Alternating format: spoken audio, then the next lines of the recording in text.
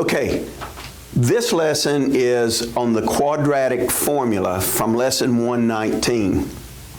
And like the last lesson, you were to use the AC method to solve all those. Now, for this lesson, you're going to use the quadratic formula. And on the test tomorrow, you will need to know how to use the quadratic formula and, solving by the AC method or factoring by the AC method. This one is solving for x, okay? Now, we go back up here again to that general form of a quadratic, except now, okay, I'm going to add an equals to it, okay, so that we have an equation, not just a quadratic phrase, okay? So now we have an equation here, ax squared plus bx plus c is equal to 0. We can solve for x. Now, we don't have time to go into how that is done, okay, but we can solve for x and we get this formula right here. Now, this formula you need to memorize. I know you're in summer mode, but you really do need to memorize this particular formula right here, okay? Now, here it is. Now, watch. X equals the opposite of b. I know it's tempting to say negative b, but technically we would say the opposite of b.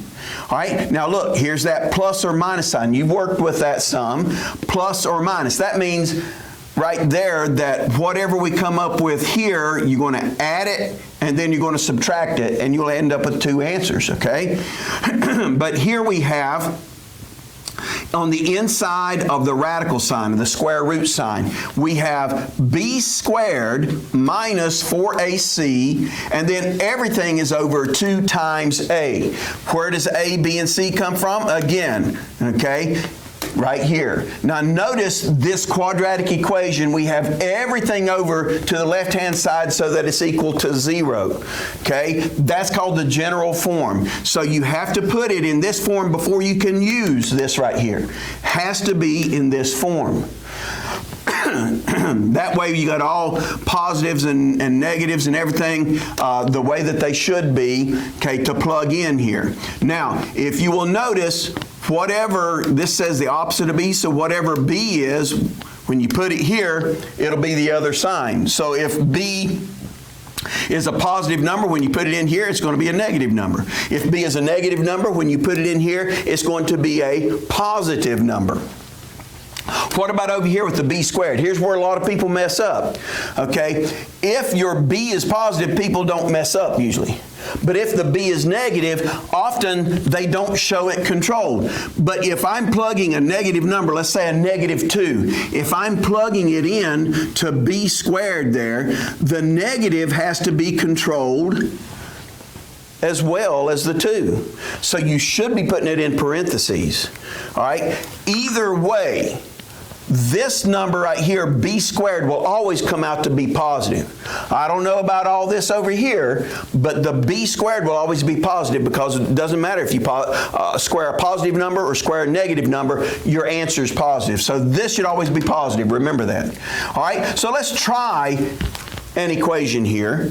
Okay, and what's wrong with this equation? Well, it's not in the general form, so I need to put it in that general form. The easiest way to do that is simply to add 7x to both sides. All right, so I'm going to add 7x to both sides. Now, that means over here on this side, okay, that's gone, and I end up with 0. That's what I need. Excuse me. Okay, over here, well now that's 7x, that's not similar to anything, so all I need to do is put it in here, and I need to put it in order, in descending powers. Okay, so x squared would come first, this plus 7x would come next, and then the minus 9 would come last. Now I have it into that general form. Now I can use my quadratic formula, okay, to come up with my answer, all right? So let's do a little bit of plugging in, okay? So x equals, all right, negative b. Now, I can put the negative sign there and then plug in a negative 7. There it is, okay? Or I can think, the opposite of this b value here, which again would be negative 7. All right, then I got to put my plus or minus. Here's my square root sign. Now, I'm plugging in a positive 7 for my B, so I don't need parentheses since it's positive. But then I've got minus 4 times A. What is A? A is 1. Okay, times C. C is negative 9. All right, and then it's all over 2 times A, and A again is 1. All right, so now, as we take a look at this, a couple of pointers here. Notice I've got minus here, and then, I got a negative factor right here. Well, if I've got a negative factor right there and a minus sign right here, okay, I know that that's going to be the same as, let's see, use a different color here, plus a positive, okay? Now you say, but that 9 is not beside of the minus sign. Yeah, but all this is a single term because terms are separated by plus and minus signs. Here's a term, and this whole thing right here is a term. And as long as I change only one sign, okay, then I'd mess up. But if I change 2 signs here, I change in the minus to plus, and the sign of one of those factors, I'm okay. So that's one thing that you can do there. All right, so now let's go here. X equals, all right, let me see here. Negative 7 plus or minus, okay? I got to condense what's on the inside. All right, let's see here. What is 4 times 9? It's 36, right? Okay, so I've got plus 36 here. Let me see if I can put it in a color here that you can see real well here.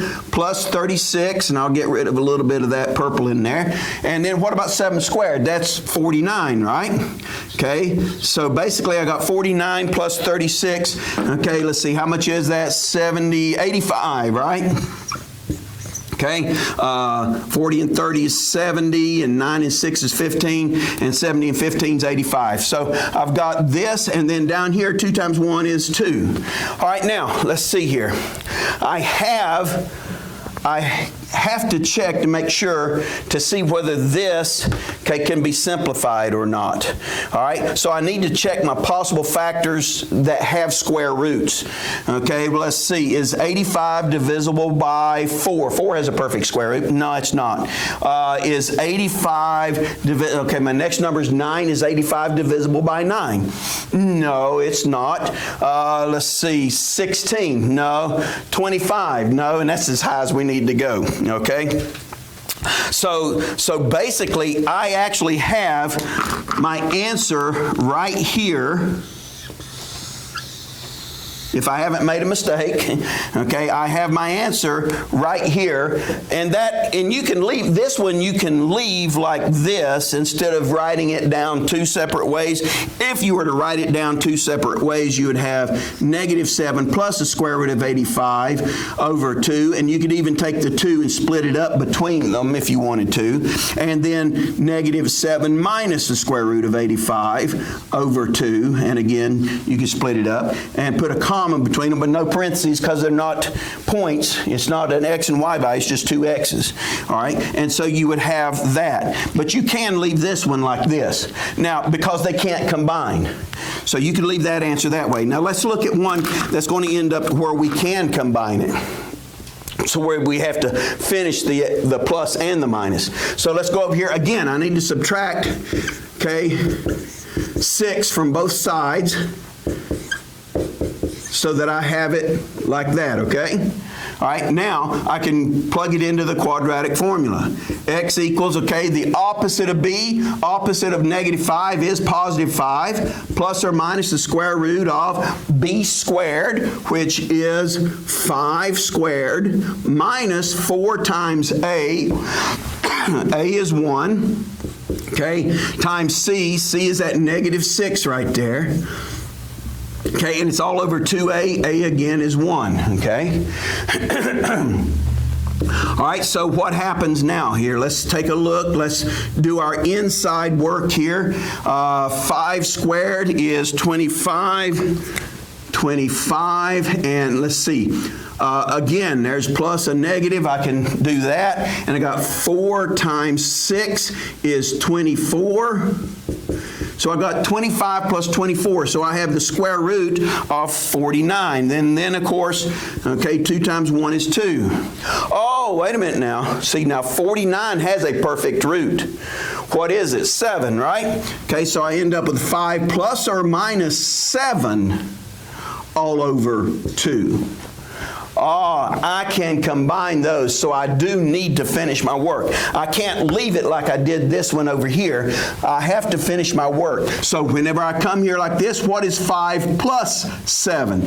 Okay, well that's equal to 12 over 2, which is equal to 6. Okay, well what about 5 minus 7?